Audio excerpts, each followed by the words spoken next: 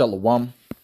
I want to give all praises, all honor, and all glory to Yahweh, Ba'ashem Yahweh Shai, Ba'ashem Rakakwadash, for allowing me to do another lesson. Yahweh is who the world ignorantly calls God. Yahweh Shai is his son, who the world ignorantly calls Jesus Christ, and there's no God beside them. Thank you, Author Water, La Yahweh, Ba'ashem Yahweh Shai, for putting the spirit on me to do another lesson. Double honors to the elder apostles of Great Millstone, and salutations to the elect. And today's lesson is going to get into how you cannot suppress the truth. The Lord, as it is written in the book of Job, the 12th chapter. Let me grab it. Because little does this man, the ruler of this earth, the current ruler of this earth, the wicked, the so-called white man, knows that the Lord ruleth in the kingdom of men. Right? And he turneth, what's the other scripture? How pretty much how the Lord, rules the hearts of men. And what's happening now, to where this devil thinks that he's going to cut the internet, and essentially cut out the Lord. Yahweh Ba'ashem Yahweh Shai has other plans at this moment in time.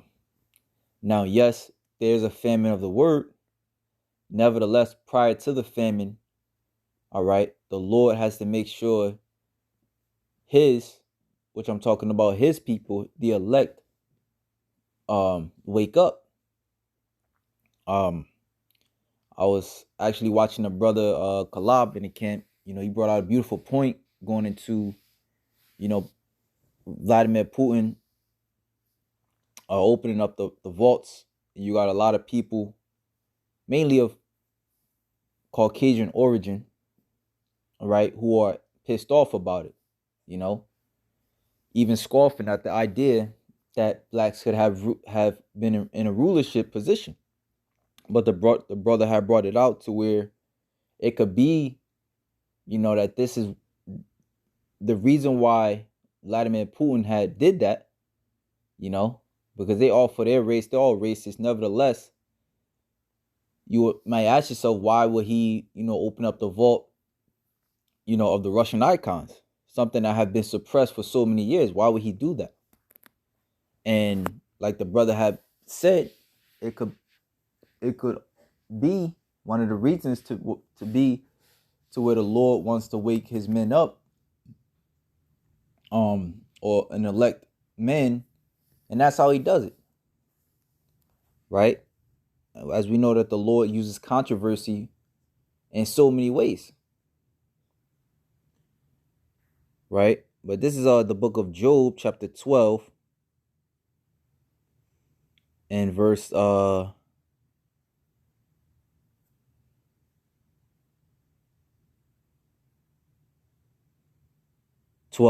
which is the good chapter. But no, actually, man, let's jump over to 22, because that's even a more potent scripture. He discovereth deep things out of darkness, and bringeth out to light the shadow of death. Right? And as we are in a time of revelation, the Lord is revealing to the world the truth. Right? Like the scriptures say, the truth that have been so long, what's that scripture?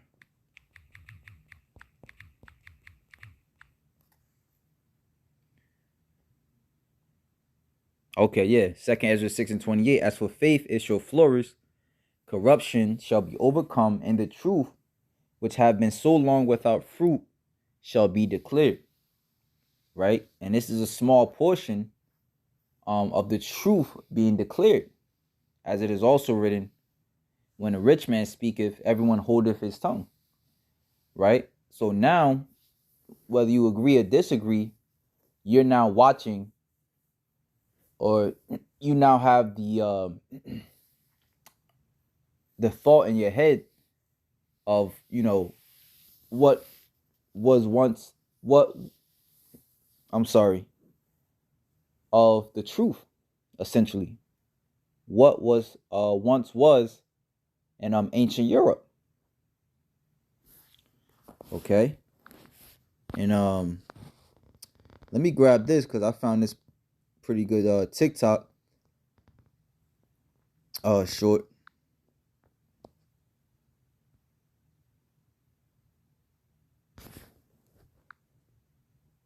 When Siparia style cooking.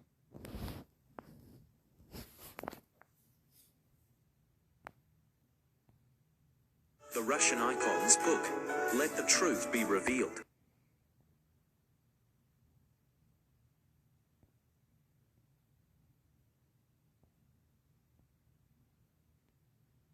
In the book Russian Icons by Father Vladimir Ivanov, recently rediscovered, we find the most interesting collection of Christian icons. It is of high interest for two reasons. Number one, it depicts the various Christian icons as black. And number two, this is not found in Western Europe, but well in Eastern Europe and Russia. This means that black people were venerated as deities from Spain to France, Italy, Germany, and all the way to Russia. In some, all over Europe. There are at least 500 black Madonnas in Europe, not counting the ones hidden in the Vatican, 128 in France alone. And you need to remember that these icons survived multiple waves of iconoclasm. This means that in the past, they would have been ubiquitous throughout Europe. You need to remember that these icons survived multiple waves of iconoclasm. This means that in the past, they would have been ubiquitous throughout Europe. Right. And you see how about Shimya was shy? He's ruling this thing. You know, this devil always thought that he had things sealed up as far as his lies is concerned. But the Lord has proven to him time and time again that he's running things. As a matter of fact, when we go to the book of Revelation, the 11th chapter, it speaks on how, let me grab it.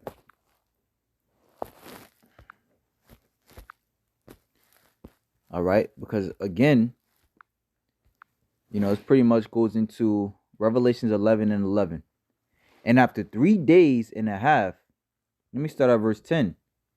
And they that dwell upon the earth shall rejoice over them, and make merry, and shall send gifts one to another, because these two prophets tormented them that dwell on the earth.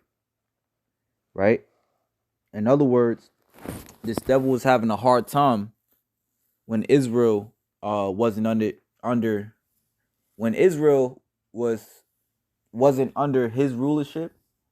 He was having a hard time. Nevertheless, it was appointed for us to go into captivity because of our iniquities, in which case they sent gifts one to another. They could reign so-called peacefully. And after 3 days and a half, which goes into after 350 years, when Israel's enemies, all right, had them in captivity, we all know of the triangular slave trade, okay? When the so-called whites had the so-called blacks, Hispanics, and Native Americans in captivity, all right, in layman's terms. It says, and after 3 days and a half, the spirit of life from God entered into them, and they stood upon their feet, and great fear fell upon them which saw them. Right? So, as you see, at one point, they was making merry, sending gifts one to another, which those gifts is talking about, they're sending slaves to one another. However, the Lord, the Lord scratched the record, so to speak, as far as him giving the Israelites power again. He gave them knowledge, which, as they say, even in the world, knowledge is power. And then through that knowledge, they begin to spread the word to the others. In which today you have brothers all across the four corners of the earth telling this man who they are, telling this man that they're the true Israelites, they're the true people of God, and that they're going down. So now the spirit of fear is falling upon them, right? To where I forgot what devil said that, but they said the internet should have never been created. All right, because again, truth is breaking them down. And it says, and they stood upon their feet, and great fear fell upon them which saw them. Let's look up that word fear real quick, and then we're gonna go back to that TikTok. But what was that? Revelation 11:11.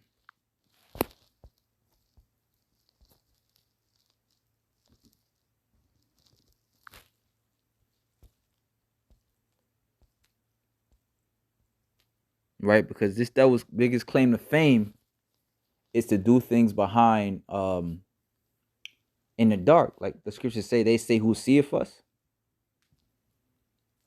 Right? But when you go into the word fear, all right, it says phobos. That's where you get the word phobia from. It says fear, dread, terror. That which strikes terror. You know, this devil has been found out. And it says, but after 3.5 days, God breathed life into them. Right? He breathed the spirit of understanding back into his people, into his men.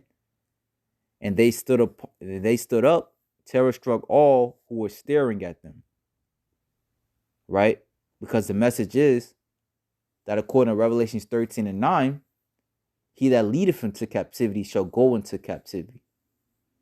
And as you see the things that these men are saying that are coming to pass and are true, you must believe that that's also true as well. Right? Hell, they even had a it was like an 8-day some type of 8-day conference on what's known as the UFOs, which you know are the angels of God. All right. So the things of the scriptures, the true understanding which is given to them at this point, is bringing fear upon them. So let's go back to here. Before the great artists like Michelangelo and Leonardo were commissioned to I'll start play it painting again. the as deities from Spain to France, Italy, Germany, and all the way to Russia. In some, all over Europe. There are at least 500 Black Madonnas in Europe, not counting the ones hidden in the Vatican, 128 in France alone. And you need to remember that these icons survived multiple waves of iconoclasm. This means that in the past, they would have been ubiquitous throughout Europe, before the great artists like Michelangelo and Leonardo were commissioned to start painting the classic Europeanized face of Jesus that we know today. So then, as always, if we ask the critical questions, if the mainstream historical narrative is true, and that black people have never achieved anything of note in history, why then were they depicted and venerated all over Europe? Even more intriguing, what were black people doing in so many depictions, descriptions, sculptures, and plays in Europe at all? For those who have been listening, it is simply because they were present in such numbers, and it yielded such influence that even the planned erasure and systematic destruction of the icon survived from Western Europe to Eastern Europe, from Germany to Italy.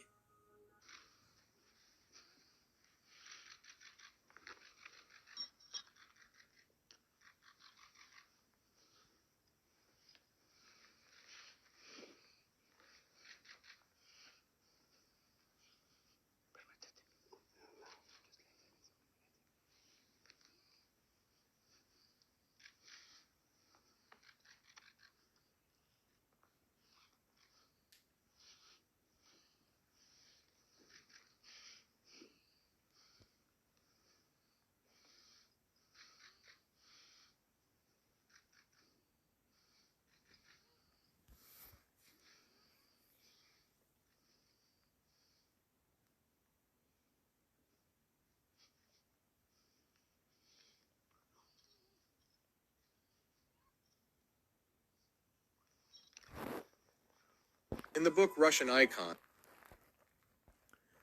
And there was this guy, you know, I will watch his videos every so often. But you have a guy by the name of Dr. Runoko Rashidi.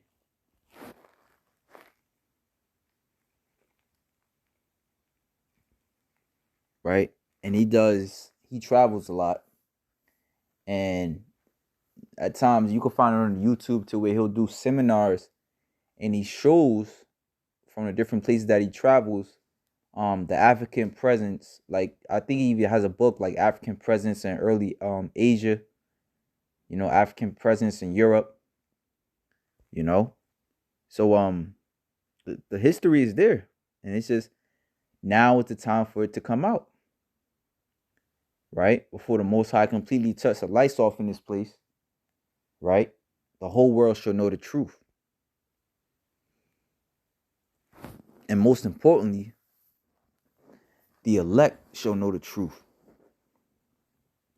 right? So you brothers can check him out in your time, your free time or whatever. Of course, you gotta chew the meat, spit out the bones. Nevertheless, the common consensus is that everybody in Europe was just all white. There was no dark skinned people.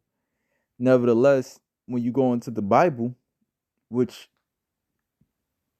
a lot of people don't know, hell, most people don't know the Bible. When you go into the Bible, Joseph was constrained to take Mary and the child, Yahushua, who the world normally calls Jesus Christ, to flee to Africa because Herod was going to kill all the firstborn. So now if everybody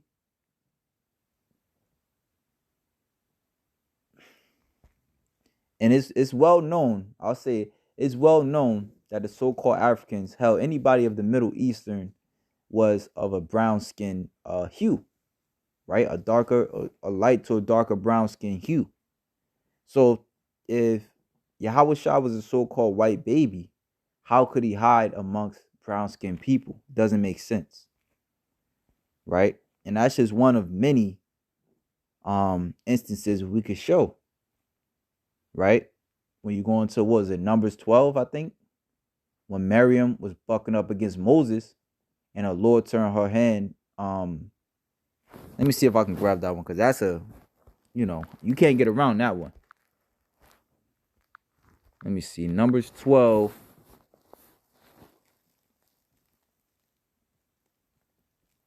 Right, the Lord turned, and it says, Numbers 12, verse 10. And the cloud departed from off the tabernacle, and behold, Miriam became leprous, white as snow. And Aaron looked upon Miriam, and behold, she was leprous. And Aaron said unto Moses, Alas, my Lord, I beseech thee, lay not the sin upon her, when we have done foolishly, and wherein we have sinned. Right. So the Lord punished Miriam, and as she was already of a darker hue, she became leprous. All right. That's why it was, obviously she wasn't already like that, but she became that way, which was a testament, to the fact that she was going off speaking against the man of the Lord. And it says, Aaron said unto Moses, Alas, my Lord, I beseech thee, lay not the sin upon her, when we have done foolishly, and when we have sinned. Let her not be as one dead, of whom the flesh is half consumed, when he cometh out of his mother's womb. And Moses cried unto the Lord, saying, Heal her, now, O God, I beseech thee. And the Lord said unto Moses, If her father had but spit in her face, should she not be ashamed 7 days? Let her be shut out from the camp 7 days, and after that let her be received in again. Right? So she should be healed from that leprous state. Okay. What was the other one? Moses put his hand in his bosom.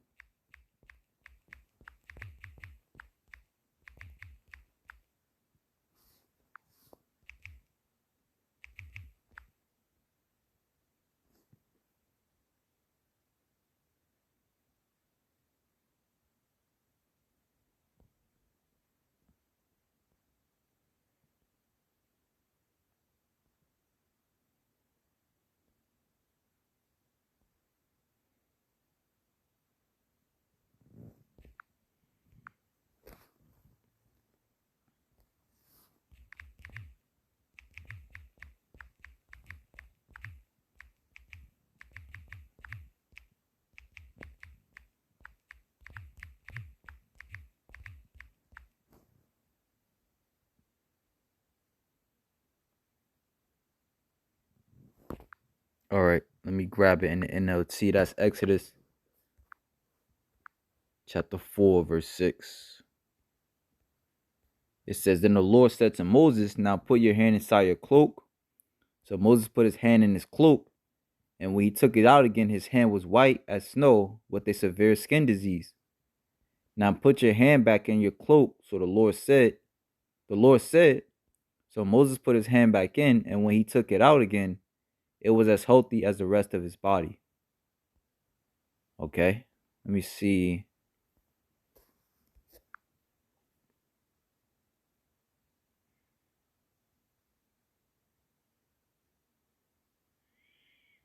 You see? So his flesh, again, proving that their flesh wasn't naturally of a white hue. You know, it wasn't normally of a white hue. It was contrary to the depiction that it is today. All right, the people of that time were dark skinned. Because Moses himself, when you go into the story of how his parents, I believe it was his mom, had to hide him in a manger. All right, because you know, the Pharaoh at the time sought to slay the firstborn, if I'm not mistaken. All right, so he had to be hid. All right, nevertheless, obviously he wasn't killed, but just goes to show you, because you know he was, who was it? It was at a point in time to where, well, it's lucky I could be getting a story mixed up. Nevertheless, you know, he was able to hide, and he was able to hide. All right, and yeah, it's lucky about that, you know. But yeah, just sticking to this point as far as Exodus, the 4th chapter, you know, Moses, again, showing you that Moses was a dark-skinned man. Israel were dark-skinned people. Well, Moses was an Israelite, but even Joseph was able to hide amongst the Egyptians. That's why his brothers didn't recognize him at first. Right? Why? Because they were dark-skinned people. All right? We were pretty much, you know, of a very dark brown hue, you know, like the Egyptians. We know, according to Revelation 1, Yahushua is a very dark-skinned man. His feet were as if it burned in a furnace. So imagine how much the rest of his body is. All right. But let's go to Psalms chapter 85, verse 11. Where as it says, truth shall spring up from the earth, and righteousness smiles down from heaven. This is a good chapter. But for sake of time, I'm going to read verse 10. Unfailing love and truth have met together. Righteousness and peace have kissed. Right? And when you go into this chapter, it's pretty much the Lord's mercy upon Israel. Okay. I was looking for, because, you know, sometimes the chapter has a, especially in the blue letter, it gives you like a title, pretty much announcing the synopsis of the understanding of the chapter. But it said, truth springs up from the earth, right? And this is ultimately the Lord's mercy unto his people, right? You're not forgotten. You're not trash. You are a great people, the Lord is telling you. And righteousness smiles down from heaven, right? Because the Lord, Yahweh Shai, is the one that's orchestrating the events that happens on the earth. Again, you can go to Job, the 12th chapter. Yes, Yahweh pours down his blessings. Our land will yield its bountiful harvest. As his righteousness goes as a herald before him, preparing the way for his steps. Right? And essentially, the Lord is preparing his people for greatness. All right? Being prepared with this word, putting on this word as a garment, being ready to meet him. Right? And again, you know, I like to allude to the beautiful point the brother Kalab made, to where the Russian vaults could just now be being brought out, because this is how the Lord will use to seal one of his elect. We don't know how the Lord's going to do this, right? But we know the Lord, as even the Christians say, the Lord works in miraculous ways. That's very true. But let's finish it off here. First Ezra chapter 4, verse 38. As for truth, it endureth, and it is always strong. It liveth and conquereth forevermore. Okay? With her there is no accepting of persons or rewards, but she doeth the things that are just, and refraineth from all unjust and wicked things, and all men do well alike of her works. Neither in her judgment is any unrighteousness, and she is the strength, kingdom, power, and majesty of all ages. Blessed be the God of truth. Right? So at this point, it's actually a mercy that the Lord is showing you what the prophet's been saying, all right, through the mouth of a rich man, so to speak. Right? So if that, shalom to the elect.